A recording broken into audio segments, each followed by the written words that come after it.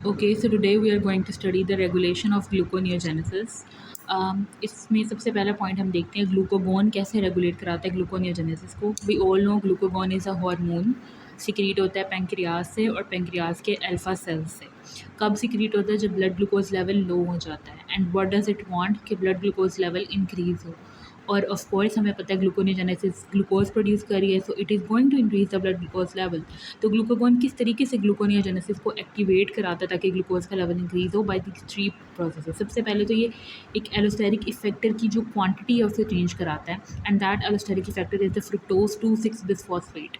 Mainly glucagon क्या कराता है? ये अपनी सिग्नलिंग से इस एलोस्टेरिक इफेक्टर की क्वांटिटी को कम करवा देता है.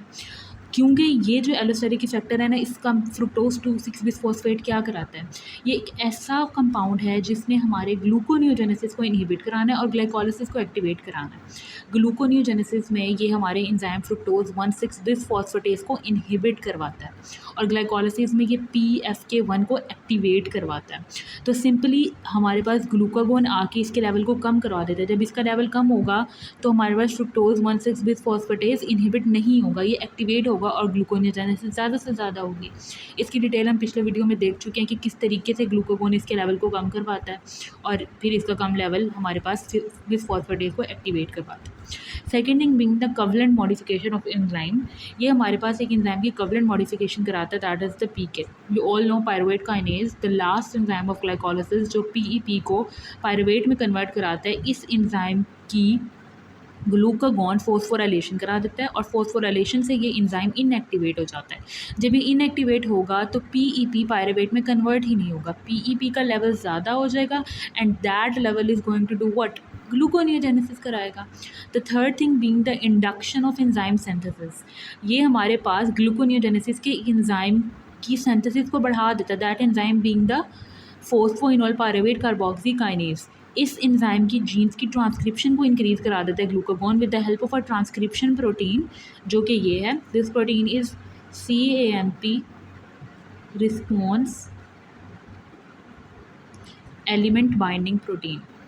एलिमेंट बाइंडिंग प्रोटीन इसके थ्रू ये इसकी जीन ट्रांसक्रिप्शन को ज़्यादा कराता है. फिर ट्रांसलेशन से ये एंजाइम ज़्यादा बनता है एंड ऑफ कोर्स फिर हमारे पास ये एंजाइम क्या कराता है? ये ऑक्सैलोएसीटेट को कन्वर्ट करवाता है into the phosphoenol pyruvate and उसकी वजह से फिर हमारे पास ग्लूकोनियोजेनेसिस ज़्यादा होगा. तो इन तीनों चीज़ों की वजह से ग्लूकागोन या तो फ्रुक्टोज 2,6 फॉस्फेट को कम करेगा या पायरुवेट काइनेज को इनएक्टिवेट करा देगा या हमारे पास फोस्फोइनोल पायरुवेट कार्बोक्सी काइनेज की जो सिंथेसिस है उसको इंक्रीज़ करा देगा. इन तीनों चीज़ों से ये रेगुलेट करेगा ग्लूकोनियोजेनेसिस को. The next one being the substrate. अब हमें पता है कोई भी प्रोसेस कब ज़्यादा होगा? जब उसका सबस्ट्रेट ज़्यादा अवेलेबल है. तो सिंपली जब ग्लूकोनियोजेनेसिस के लिए सबस्ट्रेट ज़्यादा अवेलेबल होंगे तो ग्लूकोनियोजेनेसिस ज़्यादा होगा. अब वो कहते हैं कि कौन सा ऐसा पॉइंट होगा या कब ऐसा होगा कि सबस्ट्रेट ज़्यादा हो? जब बॉडी में इंसुलिन कम होगी. ठीक है, इंसुलिन की डिक्रीज़ होने का क्या मतलब है कि now there is less glucose in the blood. ठीक है, जब भी इंसुलिन डिक्रीज़ होगी तो ये हमारे पास मसल प्रोटीन की ब्रेकडाउन से अमाइनो एसिड्स बनाएगी. वो अमाइनो एसिड्स अपना अमोनिया लूज़ करेंगे और जो बाकी उनका कार्बन स्केलेटन बच जाएगा वो अल्फा कीटो एसिड्स में कन्वर्ट होगा जो कि ग्लूकोनियोजेनेसिस कराएंगे. कौन से अल्फा कीटो एसिड्स? हमने सबस्ट्रेट्स वाले टॉपिक में डिस्कस किया था. The alpha keto acids were pyruvate में या ये अल्फा कीटो ग्लूटारेट में कन्वर्ट होता है और alpha keto glutarate of course हमारे पास ऑक्सैलोएसीटेट बना देते हैं. VATC या साइकिल और ऑक्सैलोएसीटेट तो हमारे ग्लूकोनियोजेनेसिस का एक अदद इंटरमीडिएट है ही है. अब किसी भी प्रोसेस के लिए आपको सबस्ट्रेट के साथ साथ ATP NADPH भी चाहिए ऑफ कोर्स. तो ये कहाँ से आता है? फैटी एसिड ऑक्सीडेशन से आता है. अब simple it is not related to regulation but एक सिंपल सी हम स्टोशियोमेट्री देख लेते हैं ग्लूकोनियोजेनेसिस की कि इस प्रोसेस में आखिर कौन कौन सी कंपाउंड्स की हमें ज़रूरत होती है और क्या क्या बनता है. तो इस प्रोसेस में हम 2 पायरुवेट मॉलिक्यूल्स यूज़ कर रहे होते हैं और 6 फॉस्फेट बॉन्ड्स टूटते हैं. 2 NADH ऑक्सीडाइज़ होते हैं यानी कि यूज़ हो जाते हैं, उनका हाइड्रोजन रिमूव हो जाता है और 2 और ग्लूकोज मॉलिक्यूल्स बन जाते हैं. जो 6 फॉस्फेट बॉन्ड्स टूटते हैं उसमें से 4 ATP के बॉन्ड्स टूटते हैं और 2 GTP के बॉन्ड्स जो हैं वो ब्रेक डाउन हो रहे होते हैं. Now moving on to the next, allosteric activation by acetyl CoA. ये वाली चीज़ हमने तब भी देखी थी when we studied the pyruvate carboxylase या फर्स्ट स्टेप पढ़ा था. तो हमने उसमें यही कहा था कि जब भी एसिटाइल कोए ज़्यादा होगा तो उसकी वजह से पायरुवेट कार्बोक्सिलेज एक्टिवेट हो जाएगा. अब एसिटाइल को ए कब ज़्यादा होगा? एसिटाइल को ए तब इंक्रीज़ होगा जब होगी फास्टिंग. वाई इन फास्टिंग? क्योंकि जब भी आपके पास फास्टिंग स्टेट है, आपकी बॉडी को एनर्जी की ज़रूरत है, वी नो कि हमारे टैग्स ब्रेक डाउन होते हैं।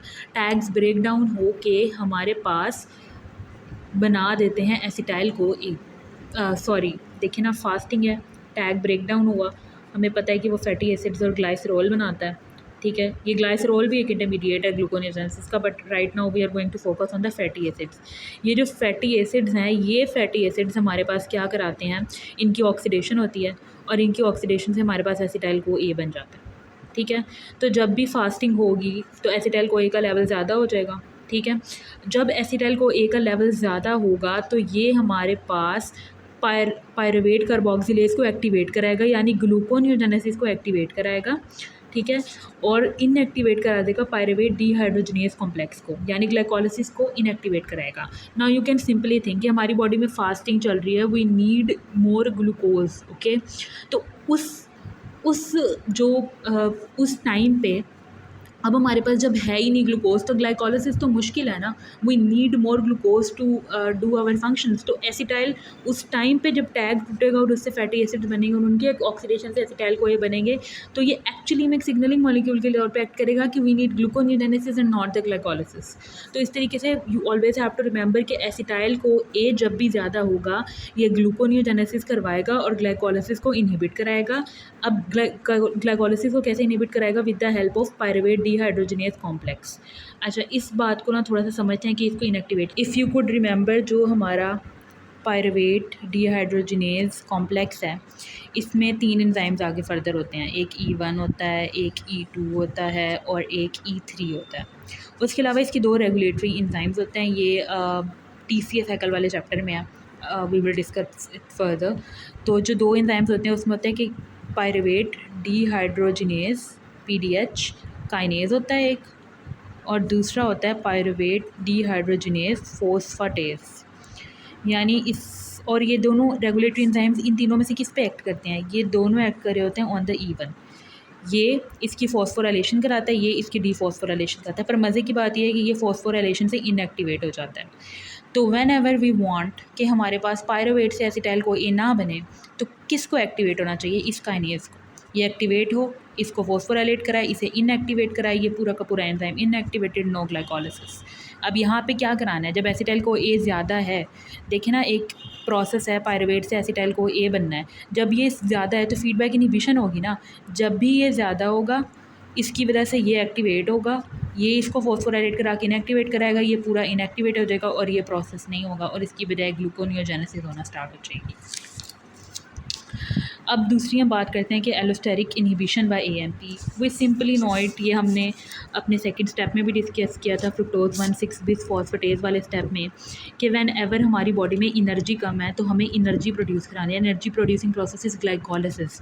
तो ये AMP जो है, ये हमारे पास फ्रुक्टोज 1,6-बिस-फॉस्फेटेज को इनहिबिट करती है ताकि ग्लूकोनियोजेनेसिस ना हो और ग्लाइकोलिसिस हो और एनर्जी प्रोड्यूस।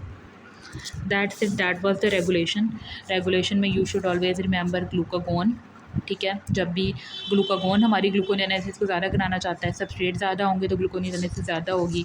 उसके अलावा एसिटाइल को ए ग्लूकोनियोजेनेसिस को इंक्रीज़ करवाता है और जो AMP है वो डिक्रीज़ करवा रही होती है।